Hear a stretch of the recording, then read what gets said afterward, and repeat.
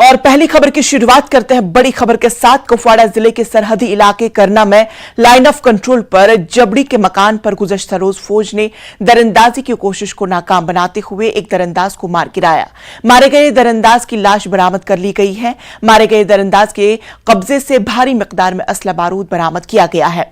वाज़ेह है कि जुमेरात के दरमियानी रात लाइन ऑफ कंट्रोल पर दरअंदाजी का वाकया पेश आया था। फौजी तर्जुमान का कहना है कि फौज लाइन ऑफ कंट्रोल पर किसी भी चैलेंज से निपटने के लिए तैयार है और दुश्मन के किसी भी मंसूबे को कामयाब होने नहीं दिया जाएगा।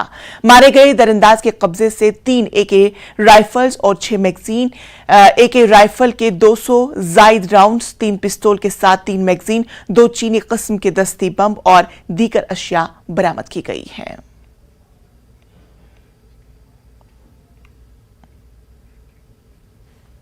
जुमे के रोज हिंदुस्तानी फौज ने पुंछ जिले में लाइन ऑफ कंट्रोल के उस पार से भेजे गए मंशियात के 10 पैकेट बरामद किए, जिसने दहशतगर्द तंजीमों की तरफ से पाकिस्तानी फौज के साथ मिलकर लाइन ऑफ कंट्रोल के पार से मंशियात की दहशतगर्दी फैलाने की एक बड़ी कोशिश को नाकाम बना दिया। सर्च ऑपरेशन के दौरान सुराखे रसा कुत्तों की मदद से हिंदुस्तानी हुदूद में छुपाई गई मंशियात के 10 पैकेट बरामद कर लिए गए। लाइन ऑफ कंट्रोल पर फौज की जानिब से इतनी बड़ी मिकदार में मंशियात की बरामदगी को एक बड़ी कामयाबी के तौर पर तस्वुर किया जा रहा है।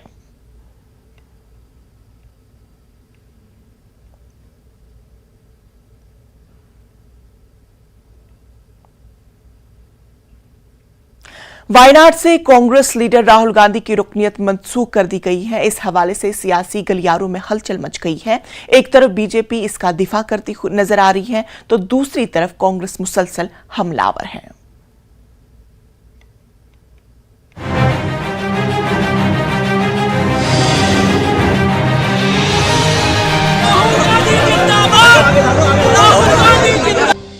राहुल गांधी की लोकसभा रुकनीत रद्द होने के बाद मुल्क भर में सियासी हलचल शुरू हो गई है। कांग्रेस ने मोदी हुकूमत पर शख्सी आजादी को छीनने का इल्जाम लगाया है और कहा है कि बीजेपी असल मुद्दों से ध्यान हटाने के लिए ये सब कर रही है। मुल्क में जमहूरियत का कत्ल हो रहा है। दूसरी जानिब बीजेपी का कहना है कि कांग्रेस अदालत को भी अपनी जेब में रखना चाहती है। मुल्क कानून से चलता है। क्या गांधी परिवार अपने लिए अलग IPS चाहती है? कि जानबूझकर बार बार सोच समझकर एक सूझे बूझे तरीके से इस सरकार ने हर गणतांत्रिक संस्था को खत्म करने का प्रयत्न किया है, उसको चोक करने का प्रयत्न किया है, उसमें रोकथाम करने का प्रयत्न किया है। सबसे बड़ी संस्था उनके मायने में जो उनके लिए बाधा है वो है स्वतंत्र निष्पक्ष निडर बोलना, बोलचाल, जो हमारे संविधान की एक महत्वाकांक्षा ही नहीं, एक मानव अधिकार है मूलभूत।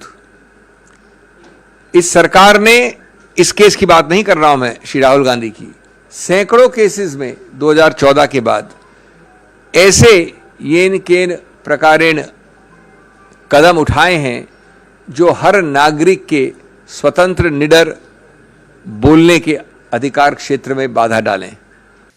3 साल थे इनसे माफी मांगने के लिए, किसी से माफी तक नहीं मांगी। मोदी जी के ऊपर एक बार नहीं बार बार अपशब्दों का उपयोग करना, अपमानित करना इनकी आदत बन गई। लेकिन एक बड़े वर्ग को, ओबीसी समाज को इस तरह से करना। दूसरा, ये वायनाड के सांसद बने तो उन्होंने अमेठी वालों के बारे में अपशब्द, नॉर्थ इंडियंस के बारे में अपशब्द बोल दिए, आप भूले नहीं होंगे। यही नहीं, जम्मू कश्मीर गए तो वहां पर जाकर भी वहां पर बांटने का काम किया कि लोकल को नौकरी मिले और सब जगह इस तरह की बातें करनी शुरू कर दी। अरे बाकी तो छोड़िए, ये असम के चुनाव में गए तो चाय की बात करके गुजरात और उसमें दरार पैदा करना शुरू कर दिया। यहां कहां रुके? ये भारत को एक यूनियन ऑफ स्टेट्स भी कहते हैं और देश के बाहर जाकर भी भारत को कह देते हैं India is like a European union. या तो इनको देश के फंडे क्लियर नहीं है, खुद ज्यादा के जानबूझ के ऐसे बयान देते कि मीडिया की सुर्खियों में बने रहें। और ये लगातार कश्मीर के बारे में जो कहना, जो 370-35 से नेहरू जी की देन थी, जो इनके कारण बेड़ा गर्क वहां पे हुआ था, लोगों की जानें गई, उससे बचाने का काम मोदी जी की सरकार ने किया। ये विदेश में जाकर उसके बारे में भी गलत बोलते हैं। वहीं लोकसभा रुकनीत जाने के बाद राहुल गांधी ने पहला रद्द-ए-अमल देते हुए कहा कि मैं भारत की आवाज के लिए लड़ रहा हूं और इसके लिए हर कीमत चुकाने के लिए तैयार हूं। Bureau report, news 18।